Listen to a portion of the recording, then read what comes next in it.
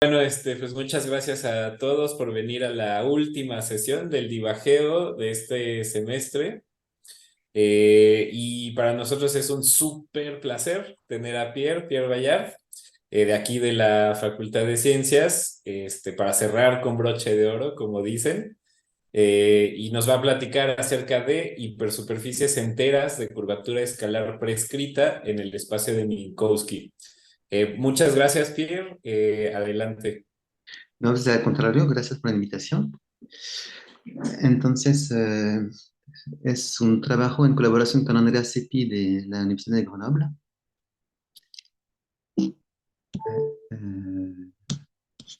Ahí está. Entonces, voy a empezar con una presentación del problema. Luego voy a hablar de la noción de dominio de dependencia de una superficie de tipo espacio. De dos antecedentes, la curvatura media prescrita y la curvatura de Gauss prescrita en dimensión 3. Luego voy a mencionar nuestro resultado principal. Y más específicamente voy a hablar un poco de la existencia y de la necesidad de una solución. Ver si el resultado que tenemos hasta ahora es optimal o no. Y voy a hablar un poco de foliaciones de curvatura escalar constante. Y algunas preguntas y una bibliografía al final. Ok, entonces el espacio de Minkowski es el espacio Rn más 1 con la métrica con signatura N1. Y en un vector se dice que es tipo espacio si su norma es positiva o si es el vector cero, tiempo si es de norma negativa o luz si es de norma cero y si no es el vector cero. Entonces, una hipersuperficie es espacio si la métrica de Minkowski inducida sobre los tangentes es definida positiva. ¿Ok? Entonces, todo X es de tipo espacio. Entonces, M, si es de tipo espacio, está con una métrica riemanniana. ¿No? ¿Ok? Entonces, bueno, aquí en un dibujo, el cono de luz en un punto, esos son los vectores que anulan la métrica G. Y bueno, los vectores de tipo espacio y de tipo tiempo y los vectores luz. Entonces hay nociones de curvaturas principales para una hipersuperficie de tipo espacio. Entonces, primero la aplicación de Gauss. Entonces, la aplicación que a un punto me asocia al vector normal, pero visto como punto del hiperboloide. Estos los vectores de norma menos uno de última componente positiva. Ok. Y la diferencial de esta aplicación de Gauss es una aplicación lineal del tangente la hipersuperficie hasta el tangente al hiperboloide. Pero los dos espacios tangentes son paralelos porque son los dos ortogonales al normal en el. ¿Ok? Entonces se identifican y se encuentra que Dn es un vector simétrico, es el vector de forma, y esos valores propios entonces son las curvaturas principales de M en el punto. Entonces, se consideran las funciones simétricas elementales de estos valores propios, de las curvaturas principales. Entonces, defino sigma k como la suma de los productos de las curvaturas principales, pero tomadas k por k. Entonces, en particular está la curvatura media, que es la suma de las curvaturas principales, la curvatura de Gauss-Kronecker, que es el producto, y la curvatura escalar, que es la suma de los productos por 2 por 2. Entonces, la curvatura escalar modulo un signo y una constante, ¿no? ¿Ok? Pero esencialmente es el sigma 2. Entonces, las expresiones analíticas, y supongo que M es gráfica de una función de clase C2, entonces la condición de tipo espacio dice que el gradiente es menor que 1. Y entonces defino el operador HKDU como la función simétrica de los valores de las curvaturas principales en el punto X. ¿No? Entonces hay la curvatura media, es la suma de las curvaturas principales, tiene esta expresión y es un operador que es casi lineal, es lineal en las derivadas segundas de U. La curvatura de Gauss-Kronecker, entonces el producto de las curvaturas principales es de Monge-Ampère porque es un determinante de la hessiana de U. ¿Okay? Y la curvatura escalar es algo un poco entre los dos. Es una suma de productos, ahí J de U y J, pero estos elementos son determinantes 2, 2. Entonces escribo abajo las matrices. Entonces, la primera matriz que contiene nada más el gradiente y la segunda que es la hessiana. ¿No? Entonces es una suma de productos de términos que involucran determinantes 2,2 de la hessiana, ¿no? Entonces es totalmente no lineal, pero no tiene la estructura especial de Monge-Ampère, ¿no? Que es el determinante. Ok, entonces el problema que me interesa es determinar las hipersuperficies enteras de tipo espacio de curvatura escalar constante y lo que es equivalente a encontrar las funciones U de clase C2 de gradiente menor que 1 y soluciones de la ecuación H2 de U es igual a 1 sobre todo Rn. Y luego estudiar las propiedades, si son convexas, completas, cuál es el dominio de dependencia y cuál es la imagen de su aplicación de Gauss, por ejemplo. Entonces, lo que es importante es el concepto de funciones admisibles. Entonces, son las funciones de clase C2, tales que el gradiente es menor que 1 para que su gráfica sea de tipo espacio. Y la curvatura media y la curvatura escalar son positivos, ¿no? Bueno, el sigma 1 y el H1 y el H2 son positivos. Entonces se encuentra que sobre este espacio de funciones, el operador es elíptico, es lo que significa esencialmente dos cosas. Entonces lo escribo como un operador que depende de P y Q. P es el gradiente y Q es la hessiana. Entonces la primera condición me dice que el operador linealizado es elíptico en el sentido usual. Y la segunda condición me dice que el operador es una función cóncava como función de las derivadas segundas, ¿no? Y esta segunda condición es como muy importante en la teoría de las ecuaciones elípticas no lineales, porque es lo que me permite obtener una ecuación, una estimación un poco más que C2, que es C2 alfa, si se conocen las estimaciones C2. Hay una teoría general que se debe a Krylov y Evans, que me da una estimación C2 alfa si tenemos una estimación C2, y es necesario tener esta condición. Y tener estimaciones C2 alfa es muy importante en la teoría porque si tenemos cotas C2 alfa de una familia de soluciones, entonces podemos extraer una substitución que converge C2. ¿Okay? Esto es lo que permite en general obtener los teoremas de existencia de soluciones, ¿no? Entonces se encuentra que entonces, sobre este conjunto de funciones admisibles tenemos las propiedades que permiten aplicar las teorías elípticas no lineales, ¿no?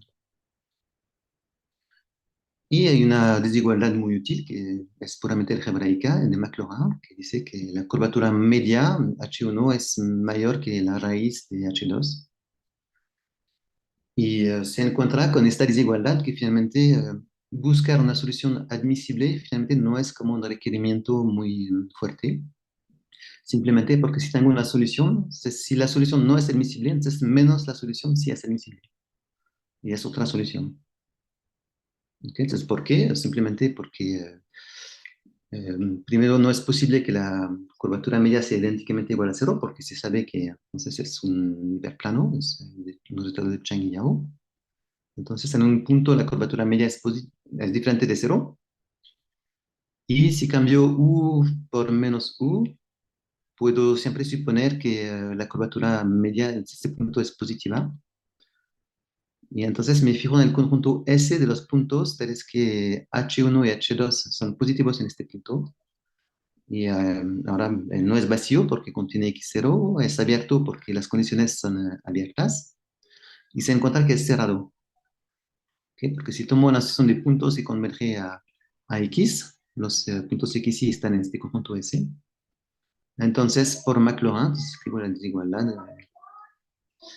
y tomando el límite se obtiene que el H1 es positivo. ¿Ok? Entonces, finalmente este conjunto S es no vacío, es abierto, cerrado, entonces es todo, ¿no? ¿Ok? Entonces, siempre puedo suponer que si tengo una solución que es admisible, no es una restricción realmente. Voy a definir lo que es el dominio de dependencia de una hipersuperficie. Primero, lo que es una curva causal. Entonces, es una curva tal que si tomo dos, que es continua, tal que si tomo dos tiempos S y T, el vector que los une es de tipo tiempo-luz, es decir, de norma negativa, ¿no? Entonces, tomo un punto y un cono en este punto y la curva se queda en el cono. ¿Qué significa? Entonces, si M es de tipo espacio, voy a decir que su dominio de dependencia son los puntos de Minkowski. tal que una curva causal que es inextensible y que pasa por el punto P, interseca a M. Inextensible significa que es que no la puedo detener, que la tengo que extender de forma indefinida, ¿no? Entonces voy a tomar ejemplos para que se entienda este concepto. Primer ejemplo, entonces tomo M, que es como un plano horizontal. Entonces, si tomo un punto P que está en el espacio de Minkowski, tomo una curva causal inextensible, entonces la tengo que continuar, entonces termina cortando a M. ¿Okay? Lo mismo para cualquier punto del espacio de Minkowski. Otro ejemplo, si tomo ahora una M que es como asintótica a un hiperplano que es de tipo luz. Entonces ahora si tomo un punto, perdón, este hiperplano divide el espacio en dos, en I más y I menos, ¿no? Que es, I más va a ser como el espacio que está por arriba del plano, y se encuentra que el dominio de dependencia es I más. Entonces, ¿por qué? Pues si tomo un punto de este lado, entonces está claro que si tomo una curva causal que continúa, entonces va a cortar a M, pero si tomo un punto que está más bien en I menos, pues puedo tomar, por ejemplo, este plano que es paralelo a P, ¿ok? Pues más bien una curva que es paralela a P y pues no intersecta a M. Pues el dominio de dependencia es I más. Otro ejemplo, tomo ahora en dimensión 2 tomo la hipérbola. Entonces, se encuentra que el dominio de dependencia pues, es lo que está arriba del cono. Si tomo un punto aquí, pues tomo una curva causal, si intersecta la hipérbola, pero si tomo un punto que no está en el cono, bueno, está claro que la curva que dibujé pues, no intersecta a la superficie, ¿no? ¿Ok? Entonces, el dominio de dependencia es la intersección de I más de P con I más de Q. ¿Ok? Son los dos subespacios que están arriba de P y arriba de Q, respectivamente. Perdón. Sí, O sea, eso es como el futuro cronológico del punto, ¿no? sí, sí, Ok, sí, sí, sí, sí. vale. Ok, entonces tomo una hipersuperficie de tipo espacio entera. Entonces, su dominio de dependencia es un abierto. Ok, se encuentra que siempre es un abierto. Y si es convexa, es una intersección siempre de semiespacios definidos por hiperplanos nulos, ¿no? Entonces, siempre se puede escribir como una intersección de semiespacios que están arriba de hiperplanos nulos. ¿Ok? Entonces, se encuentra que los hiperplanos nulos se identifican con Sn-1 por R. Es cómo funciona la identificación. Si tomo un punto P alfa, que está en este producto, entonces la idea es tomar el hiperplano nulo, que es, veo P1 como un punto en el disco, pero en la altura 1. ¿Ok? Entonces me define una dirección nula, tomo su ortogonal, entonces su ortogonal es un hiperplano nulo, que lo dibujé como paralelo porque P1 es un vector nulo, entonces es ortogonal a sí mismo, ¿no? ¿Ok? Pero esto es un hiperplano que es paralelo, que es ortogonal. ¿Ok?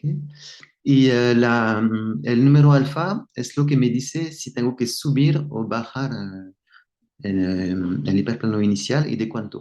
¿No? ¿Ok? Entonces, P alfa me determina de manera única un hiperplano nulo con esta expresión, ¿no?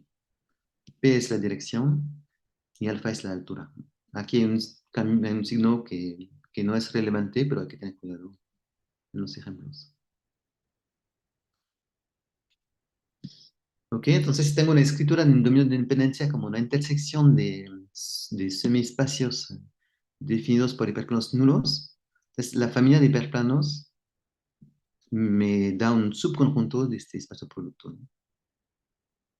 Y se encuentra que se puede suponer que este espacio siempre es gráfica de una función sobre la esfera, en donde phi es una función que es semicontinua interiormente, que voy a escribir como SCI, Esto significa en análisis que para todo punto, el valor de la función en el punto es el límite inferior de la función en el punto. ¿Ok? Y lo que significa que phi valga más infinito, esto significa que P1 no es dirección de un hiperplano de la familia. ¿Ok? Entonces voy a dar ejemplos para que se entienda todo esto. Entonces, el ejemplo es tomo una función phi que vale 0 nada más en dos puntos y si no es más infinito. Entonces, esto significa que las únicas direcciones relevantes para el dominio de independencia son las direcciones P1 y P2. Entonces las dibujo aquí en la altura 1. Entonces me definen dos direcciones nulas. Y tomo los hiperplanos entonces ortogonales. Entonces los dibujé aquí, ¿no? Entonces un hiperplano ortogonal a P1, por ejemplo, lo que hay que pensar es que es el plano que es tangente al cono en el punto P1, ¿no? Ok, entonces tengo estos dos planos que corresponden a P1 y P2, y el valor de la función en P1 y P2 me dicen si tengo que subir o bajar estos planos. Pero como aquí la función es cero, entonces no los muevo, yo obtengo este conjunto este dominio de independencia. Entonces voy a tomar otro ejemplo. Si la función es constante igual a cero, esto significa que debo considerar todas las direcciones P que están en el círculo. ¿Ok? Entonces tomo los hiperplanos que son ortogonales a estas direcciones nulas. Entonces son todos los hiperplanos que son tangentes al cono y debo tomar los subespacios que están arriba de estos hiperplanos, ¿no?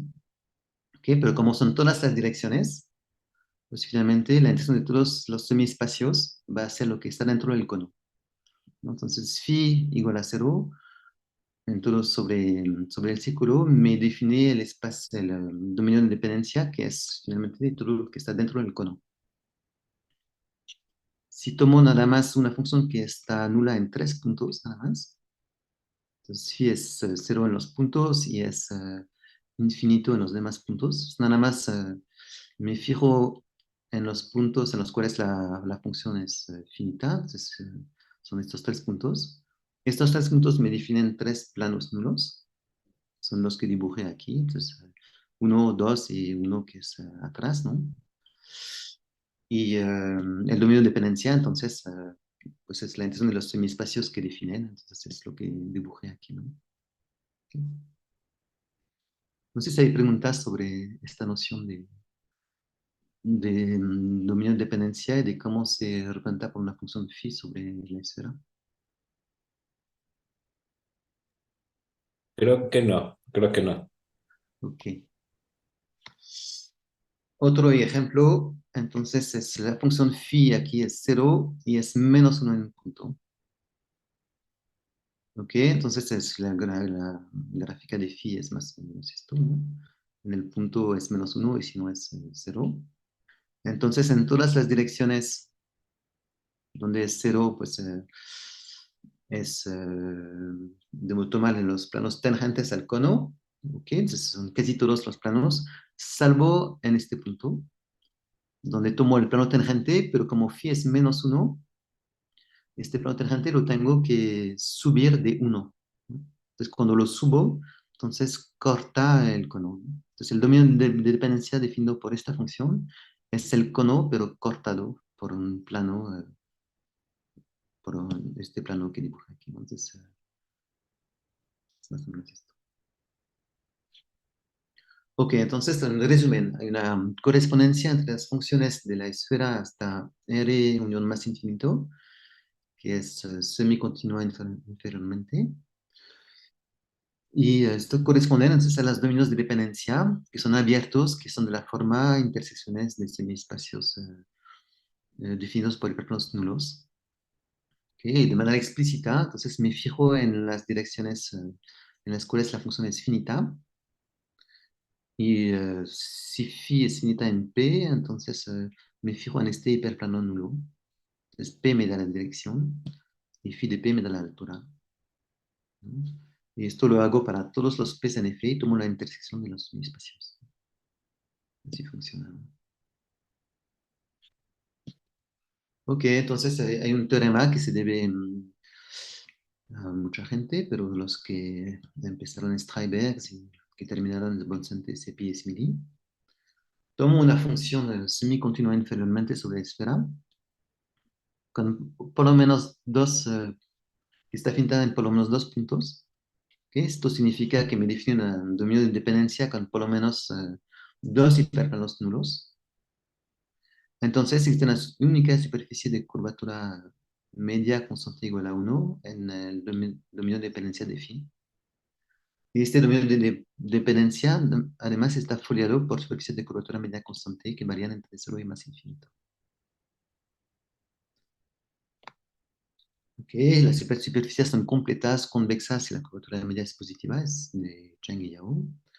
Y hay un teorema de Splitting Theorem que me dice que, si que la segunda forma fundamental de las superficies de curvatura media constante tiene siempre rango constante K, y si K es menor o igual que, estrictamente menor que N, entonces el espacio, la superficie se divide en dos, una que es de curvatura media constante, que es estrictamente convexa, y por algo lineal.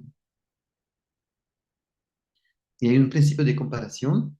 Si tengo dos superficies H1, es sigma 1 y sigma 2, supongo que hay H, que es una cota, una constante que acota por abajo la curvatura media de sigma 1 y que acota por arriba la de sigma 2. Entonces, si sigma 1 y sigma 2 están en el mismo dominio de dependencia, entonces sigma está en el paso de sigma 2. Esto significa que sigma 2 está arriba de sigma 1. Entonces, si la curvatura media de sigma 2 es menor que la de sigma 1, sigma 2 está arriba de sigma 1. Más o menos es lo que me dice esto. Y es algo remarcable porque es una comparación que para como operadores elípticos, pero es sobre algo que no es compacto, sobre superficies enteras, ¿no?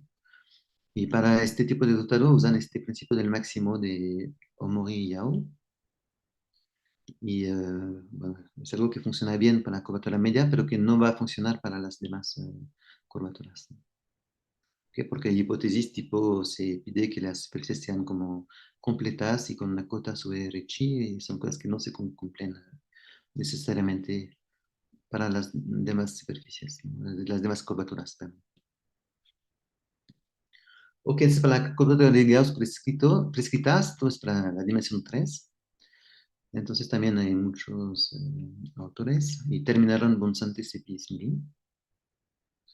Entonces, K denota la curvatura de Gauss de una superficie tipo espacio. Entonces toman un dominio de independencia, ¿sí? Piden que haya por lo menos tres planos nulos que definen este dominio de independencia. Entonces hay una única superficie entera de curvatura -1 en el dominio de independencia. Y además hay una foliación de este dominio de independencia por superficies de curvatura de Gauss constante que varía de menos infinito en cero. ¿Okay? Okay, en particular hay una solución que se llama triangular, que si tomo un dominio que está definido exactamente por tres planos nulos que no son paralelos, entonces existe una superficie entera de curvatura -1 que tiene este dominio como dominio de dependencia. Esto implica que la aplicación de la imagen de la aplicación de Gauss es un triángulo ideal en el espacio, en el plano hiperbólico. ¿Okay? Entonces, bueno, estoy estudiando la curvatura de escala prescrita con Andrea Seppi, eso es algo que está en progreso. Entonces, lo que tenemos hasta ahora es el siguiente. Supongo que phi es semicontinua inferiormente y que está finita en por lo menos tres puntos. Entonces, hay por lo menos tres hiperplanos, hiperplanos nulos que definen el dominio de dependencia. Entonces, hay una solución admisible de curvatura escalar constante de dominio de dependencia, este dominio de phi, ¿no? Y si phi es acotada, la solución es única. Y además existe una foliación por hiperplanos de curvatura escalar constante que varía de menos infinito en cero. Ok, entonces para la demostración, nada más voy a dar ideas, ¿no? Brevemente. Se ocupan barreras para construir la solución. Entonces, una barrera superior se obtiene tomando la curvatura media constante. Ya sabemos que se puede resolver. ¿Ok? Y se puede suponer que es estrictamente convexa, porque si no lo es, entonces por este teorema splitting theorem, entonces va a ser un producto. Y si es un producto, el dominio de dependencia también es un producto. Y en este caso hay que trabajar en el factor que corresponde a una especie estrictamente convexa, ¿no? ¿Ok? Y si en este dominio obtengo una superficie de curvatura escalar constante con este dominio de dependencia, entonces nada más luego la completo con algo lineal para obtener una, una hipersuperficie en el dominio de phi. ¿Ok? Y además se puede suponer que el límite al infinito de la vara superior es más infinito, porque si no lo es, aplico una isometría que hace que manda 0 sobre 0 y el tangente en 0 es horizontal y entonces como es estrictamente convexa, pues tiene a más infinito. Entonces siempre puedo suponer estas condiciones. Y la barrera inferior, entonces la idea es tomar tres puntos del conjunto F. F es el conjunto que me define las direcciones de mi dominio de dependencia, donde phi es finita.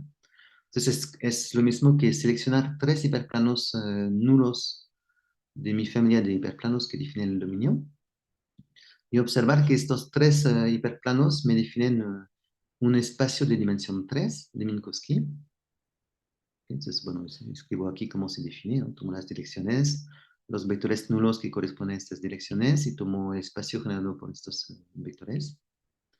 Y luego tomo en este espacio los planos nulos estos, estos son como la traza en este espacio LDT de los tres hiperplanos que consideré en el inicio. Y entonces me definen en un espacio de dimensión 3 un dominio triangular, ¿okay? Que es la intersección de los tres semiespacios. Y entonces en este dominio hay una superficie de curvatura escalar constante, de curvatura de Gauss constante, perdón. Entonces la tomo beta mayor que 1 y sigma de t, superficie de curvatura de Gauss constante en este dominio, porque estoy en dimensión 3. Esta la completo con algo lineal y obtengo entonces una hipersuperficie que tiene curvatura escalar constante. Entonces es gráfica de una función. Y luego tomo el supremo sobre todos los tripletes de puntos distintos que puedo tomar en F, ¿no? ¿Okay? Esto va a ser mi barrera inferior. Entonces, en resumen, la barrera inferior es un supremo de, de funciones, de hipersuperficies que son productos de algo lineal con una superficie de dimensión 3 de curvatura constante, curvatura de Gauss constante. Y se encuentran entonces que la inferior es menor que la superior, como se ve, y que finalmente las dos tienen por dominio de dependencia el défi que me interesa. Y satisfacen las propiedades siguientes. Si tengo U, que es de curvatura escalar constante 1, entonces la curvatura escalar de U es menor que la de la barrera inferior y la curvatura media de U es mayor que la curvatura media de la barrera superior. Es lo que me va a permitir comparar las soluciones en la construcción para la existencia. Ok, entonces, bueno, primero lo que hay que hacer es resolver un problema directo entre las barreras. Entonces, es lo que se hace aquí. Entonces, supongo que se hace en un abierto extremadamente convexo, suficientemente regular, y tomo una función h. De hecho, lo voy a aplicar después a h igual a 1. Entonces, ok. Y supongo que tengo una phi1 y phi2. Phi1 es la barrera inferior y phi2 es la superior. Y entonces se puede resolver el problema de Dirichlet entre las barreras. ¿No? Es lo que me dice esto. Ok, y luego pues, la idea es toma la barrera superior, tiende al infinito cuando x es el infinito, y me fijo en estos conjuntos UIs. ¿Ok? CI tomo una solución cualquiera que tiene infinito y tomo UI, los puntos tales que U barra en estos puntos es menor que CI. Entonces tengo así, escribo así RN como una unión creciente de abiertos. Y sobre estos abiertos puedo resolver el problema de Dirichlet y encontrar una solución entre las barreras. Y una vez que tengo esta sucesión de soluciones sobre abiertos siempre más grandes, lo que hay que hacer es extraer una solución que converge. Y esto se puede hacer si tengo estimaciones de las derivadas de las soluciones. Y las estimaciones que se ocupan son las siguientes. Fijar un compacto y sobre este compacto acotar el gradiente y la hessiana de los elementos de la sucesión. ¿Ok? Y si se puede hacer, si se obtienen estas estimaciones de gradiente de la hessiana, entonces de luego se puede aplicar la teoría general que me da estimaciones para todas las derivadas de las soluciones. Una vez que tengo estas estimaciones, se puede aplicar un teorema tipo Ascoli, proceso diagonal, para obtener una solución constante. Esa es la idea de la construcción. Okay, las estimaciones C1 y C2 son cosas que ya había hecho en trabajos anteriores. Nada más se ocupan que la barrera inferior y la superior tienen el mismo dominio de dependencia. Y para la estimación integral C2 se ocupa que la barrera inferior sea estrictamente convexa. Pero son cosas que se tienen aquí. ¿Okay? Entonces, con esto se obtiene la solución con, eh, con, esta, con esta hipótesis de una función que es semicontinua inferiormente con tres puntos, finita en por lo menos tres puntos. Y la pregunta es saber si la solución es única o no. Y se encuentra que si phi es acotada, la solución es única en el dominio de dependencia. Entonces, ¿por qué? La idea es nada más esta. Supongo que tengo dos soluciones U1 y U2 en el dominio de dependencia. Supongo que en un punto U1 es menor que U2. Entonces, la idea es levantar un poquito el dominio de dependencia y la solución U1, que de epsilon, pero que es menor que la diferencia de U2 y U1 en el punto. Y si se encuentra que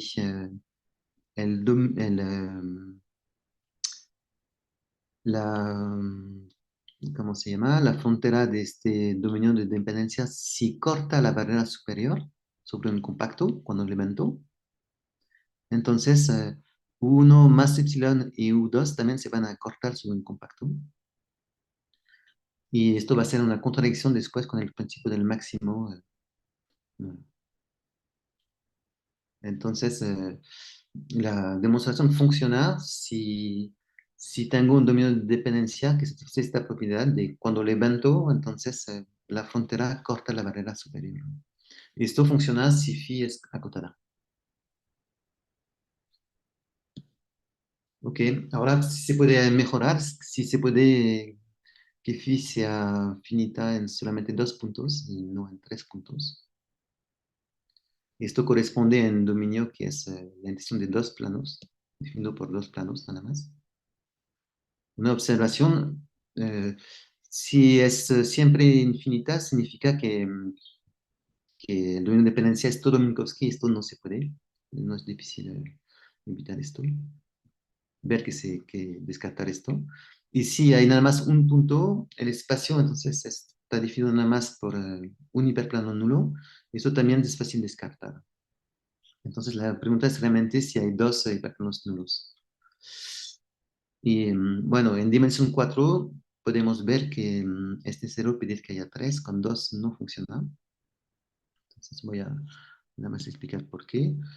Porque haciendo como un cambio de coordenadas, se puede suponer que mi superficie está como entre estas dos superficies. La de abajo es lo que me determina el dominio de dependencia y lo que está arriba pues es es la de curvatura media constante, que es la barrera superior, ¿no? ¿Ok? Pero la pregunta es si se puede tener una superficie de curvatura escalar constante entre estas dos superficies, ¿no? Y la respuesta es no. Y el problema es, no es que la curvatura sea constante, pero ya con el hecho de ser admisible no se puede. Y la idea es sencilla, nada más corto con el plano x1 igual a 0. Entonces me fijo en esta b, que es tomar x1 igual a 0. Y lo que se obtiene entonces es una superficie, que es la gráfica de b, que va a tener curvatura media positiva, ¿ok? Porque la inicial era admisible. Admisible son dos condiciones. La curvatura media es positiva y la curvatura escalar también es positiva, ¿no? Entonces se encuentra que si se corta por un plano una, una función admisible, entonces la sección tiene curvatura media positiva. Pero esto no se puede porque además la función tiene que ser acotada, ¿no? ¿Ok? Si corto aquí en el plano x1 igual a 0, como la superficie está entre las dos superficies, se obtiene algo que es acotada. Pero esto no se puede, ¿ok? Se obtiene por, como aplicando el principio del máximo y es la misma demostración más o menos que la no existencia de una función sobre R2 de Laplaciano estrictamente positivo que sea acotada. Pero esto no funciona en dimensión más alta, porque en dimensión mayor hay una función tipo espacio de curvatura mayor positiva, de curvatura media positiva y que es acotada. ¿Ok? Y además se puede probar que en dimensión mayor que 6 hay una función que es admisible entre las dos hipersuperficies que dibujé antes, ¿no? ¿Ok? Entonces, mm, la admisibilidad no es lo que va a impedir tener nada más dos puntos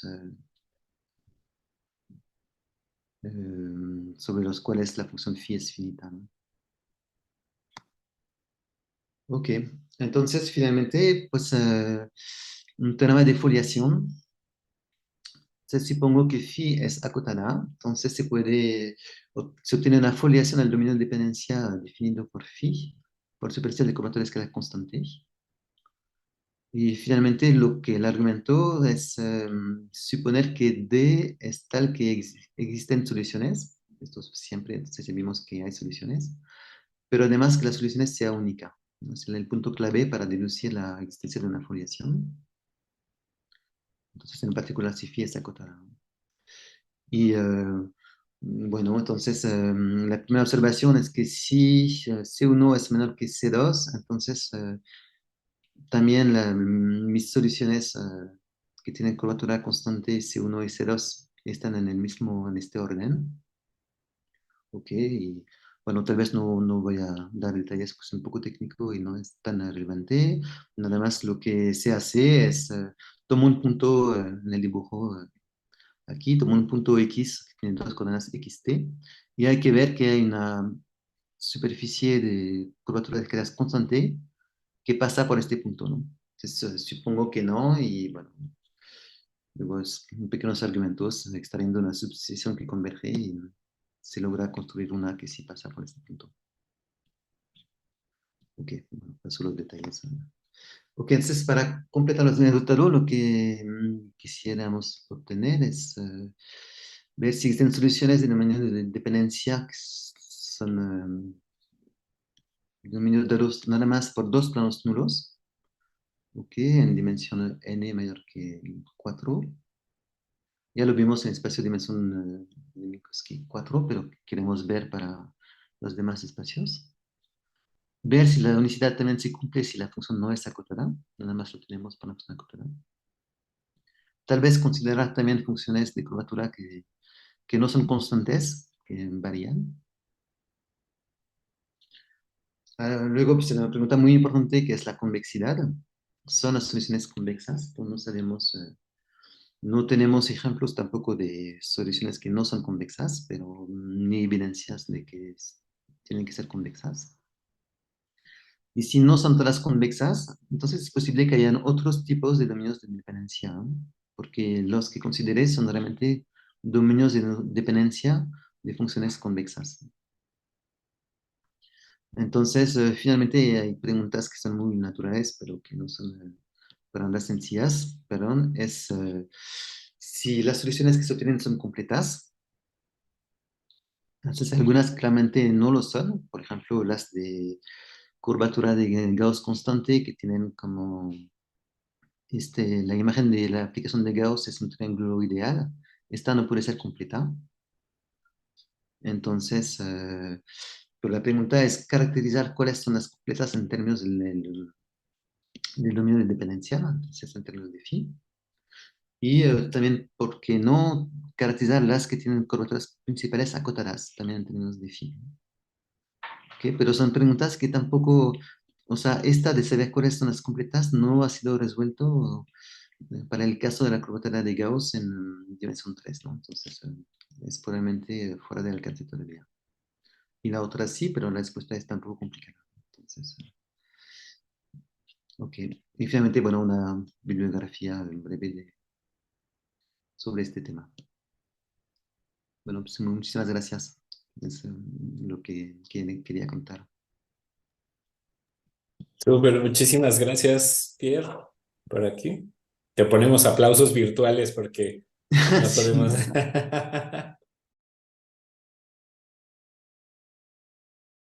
Sí. ¿Qué otros teoremas de geometría de comparación se pueden probar en este contexto? Así, si tengo dos superficies, de curvatura media constante o alguna cosa así, ahorita nos pusiste uno que era, con una cota en medio, ¿no? Ajá. ¿Cómo qué otras cosas se pueden rescatar? Así, volúmenes o distancias o alguna cosa existe. Me imagino que sí para la curvatura media, que es seguro, pero no te puedo decir, Sí, ok, porque ha sido muy estudiado, pero si no, no te puedo decir de manera precisa, pero que es seguro que sí. ok, ok, ok. Súper. Ujú. No sé si por ahí tenemos alguna otra preguntita. Pues Si no, bueno, pues. más Ajá. bien, o sea, no hay, bueno, muchas gracias por la plática, Pierre, estuvo muy, muy bonita. Entonces no hay esperanzas para las otras curvaturas H3 y así en adelante. Para las demás, el problema es que el problema de Dirichlet no está resuelto. Ujú, ujú. De hecho, yo me tocó en mi doctorado estudiar el problema de Dirichlet para la curvatura escalar, Sí. ya hace mucho tiempo. Pero de hecho, mi tema era para todas las HK, ¿no? Ujú, ¿Ok? Pero muy rápidamente pues, me di cuenta que había un problema había un signo que cambiaba con respecto al caso euclidiano, ¿no? Y ujú. no se podía tener un principio de máximo para las derivadas segundas. Sí. Ujú, ujú, ujú. Y esto es como una cota indispensable para la teoría de existencia, que tiene las cotas de las derivadas, ¿no? Entonces, la gradante sin problema y para las segundas no funcionaba. Y nada más logré que funcionara nada más como en dimensión, en el espacio de Minkowski, dimensión 4. Ujú, Y luego Johnny Urbas lo hizo en dimensión cualquiera, pero nada más para la curvatura escalar. Y desde este momento ya no se ha obtenido nada sobre la HK, ¿no? ujú. Ni siquiera para la de Gauss-Kronecker tampoco, ¿no? Sí, para las cósmicas sí, Ujú, ok. pero las cónicas sí. Esto sí es, Ujú, porque es Monchampère, esto sí ha sido. Sí. El problema es ujú. para las intermedias. Sí, sí, sí, ok. Súper. Gracias. Ok, si no hay alguna otra pregunta por ahí, pues muchísimas gracias, Pierre, Ahora por yo la tengo charla una tan pregunta. padre. Ah, sí, sí, Omar, adelante. Omar. No sé si vaya a ser una tontería, a ver si entendí lo que estabas diciendo, pero, o sea, todo esto fue para hipersuperficies que eran espaciales, si es correcto. Sí, sí, sí. Ok, ¿y se puede hacer algo con las que no son espaciales, o sea, con las que son temporales, o de plano sí complica mucho el hecho de que la métrica ahí no funciona como debería? Eh, es buena pregunta. Yo creo que yo sepa, no hay resultados sobre sobre esta idea, ¿no? De verlas de tipo tiempo. Sí, porque justamente, Coincide. perdón, justamente como que esas son las que les importan mucho también a los físicos, ¿no? O sea, qué pasa con esas hipersuperficies porque permite todavía la conservación de un tiempo, ¿no? Entonces, pues las otras, como que al menos para los físicos no les agradan porque son justamente los vectores que no son alcanzables materialmente, ¿no? O sea, solamente las partículas llegarían a o sea, su máxima velocidad sería la velocidad de la luz, ¿no? Y las que están fuera del cono, pues ya no se pueden alcanzar, ¿no? Porque pues, justamente la velocidad de la luz es el límite. Entonces sí importaría ahí de alguna forma que fueran también hipersuperficies temporales, ¿no? Ajá. Ok, Pero, pero habría que ver si, por ejemplo, uno se queda en el mundo elíptico, ¿no? Porque es posible que uno ya se meta en asuntos como hiperbólicos, que sería demasiado diferente. ok, Pero esto no, la verdad es que no sé. muchas gracias. Sí, eso te iba a decir que así como principio del máximo para esas, pues, Ah, no, sería realmente... pues, sí, Sí, no, no. es otro mundo. Ajá. Ajá. Sí, porque no sé qué tanto, o sea, no sé qué tanto en las cuentas sea muy importante ahí el problema con la métrica, ¿no? O sea, si el hecho de que sea estrictamente positiva va a salir muy importante o qué parte se puede adaptar o no para cuando es negativo. Sí, lo que es muy importante yo creo que es la elipticidad, ¿no? Ok, Eso El sí. gradiente al cuadrado de U, ¿no? Que sale al principio. El gradiente al cuadrado de U. ¿De qué? No, bueno, Los, los operadores, ¿no? Que aparecen Los ahí, pues. operadores. Ajá, al principio. sí, sí, los operadores, sí, primero la curvatura de Gauss, si realmente si se queda, si se puede quedar en un operador elíptico, porque si ya no es elíptico, pues ya no se puede hacer mucho. ok, Ujú. pues muchas gracias. No, al contrario. Súper, ¿alguna otra preguntita por ahí? Bueno, si no, pues muchísimas gracias, Pierre. No, pues a ustedes. Otros aplausos virtuales por aquí. Sí. Gracias.